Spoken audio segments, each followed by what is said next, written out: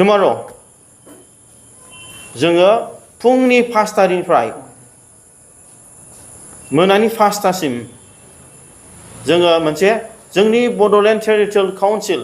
एरियासआव जों मोनसे general strike खालामनाय जादों बेहा टटेलि गासैबो अफिसेस मार्केट्स बाजार गासैबो गारि हान्था मेलाया बन्द जाजोबगोन आरो बेनि गेजेराव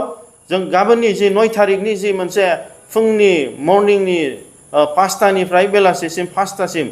कमप्लिट जों रायजो राजाखौ जों सांग्रां खालामनो लुबैदों जे माबाफोर मोनसे समस्या जायोबा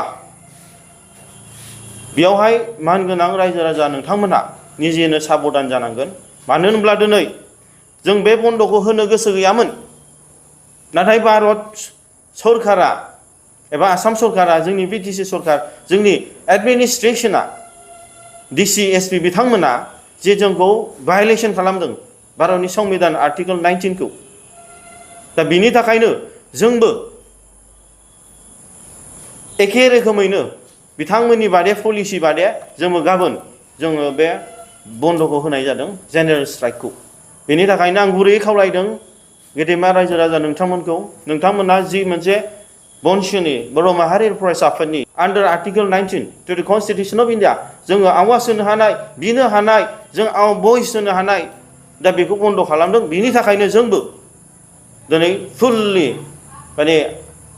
बिथांमोननि एगेन्स्टआव जों टटेलि जेनेरेल स्ट्राइक जोंनि BTC ओनसोलाव गाबोन फुंनि 7टानिफ्राय मोनानि फुंनि 5टानिफ्राय मोनानि 5टासिम होनाय जाबाय आरो बेयाव गासैबो रायजो राजाफ्रा मानिलायनानै जाहाथे नोंथांमोननि व्यक्तिगत माने माखासे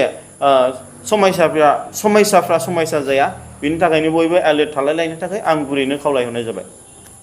खुलुमबाय बयनिसिमबो दिनैनि बे मोनाबिलियाव जोंनि सेन्ट्रेल बर' माहारियारि फरायसा आफादनि अफिसाव जोङो नैबे खौरां मेलनि गेजेरजों जोङो जे मैयाहाय जे जालांनाय जाथाय जे बर' माहारियारि फरायसा आफादा थांनाय 7 तारिख अक्ट'बर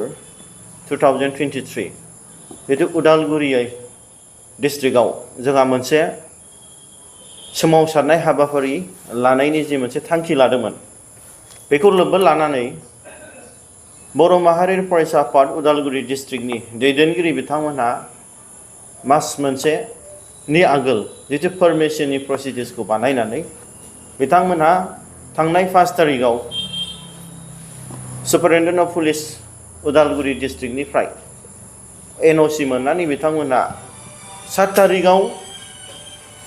नि प्रग्रामनि थाखाय डेपुटि कमिशनार अफ उदालगुरि डिस्ट्रिक्टआ जि मोनसे पारमिशन होनांगौमोन बिथांमोना इन्टेन्शनेलि बेखौ होआखै आरो जोंनि 7 तारिखनि BoNSUनि जे सोमावसारनायनि आलादा रायजो सोरजिनायनि जे सोमावसारनाय बिनि थाखाय पारमिशन बिथांमोना होआखै दा बेवहाय जों थोंजोङै नुनो मोनदों बे उदालगुरि डिस्ट्रिक्ट एडमिनिस्ट्रेशन बिथांमोनहा मानगोनां डेपुटि कमिशनार बिथाङा जे मोनसे भारतनि संबिधान बादे मोनसे गोग्लैसोनाय हारिया ट्राइबेल जाथिया दि सोमावसारनो एबा गावसिनि जि मोननांगौ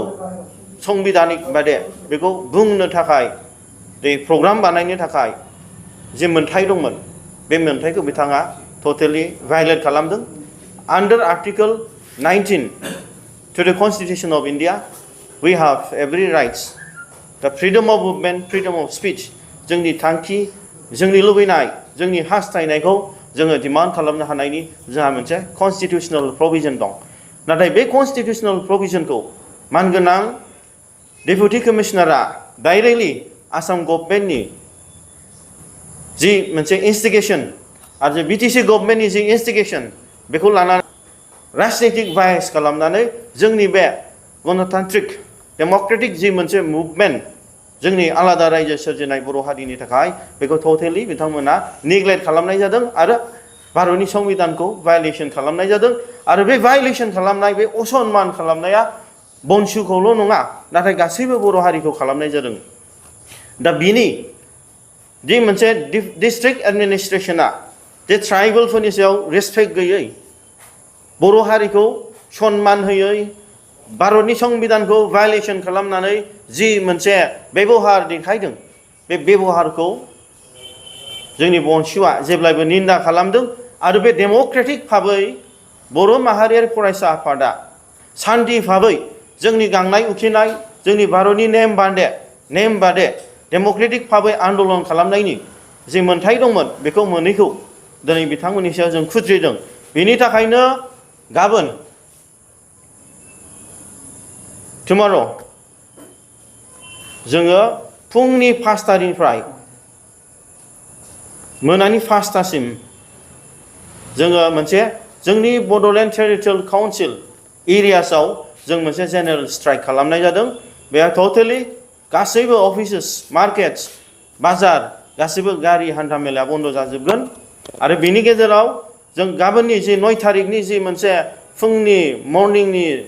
5टानिफ्राय बेलासिसिम 5टासिम कमप्लिट जों रायजो राजाखौ जों सांग्रां खालामनो लुबैदों जे बे माबाफोर मोनसे समस्या जायोबा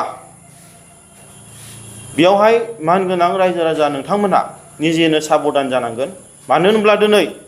जों बे बन्द'खौ होनो गोसो गैयामोन, नाथाय भारत सरकारा एबा आसाम सरकारा जोंनि BTC सरकार जोंनि एडमिनिस्ट्रेशना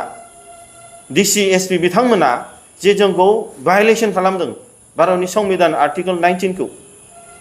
दा बिनि थाखायनो जोंबो एखे रोखोमैनो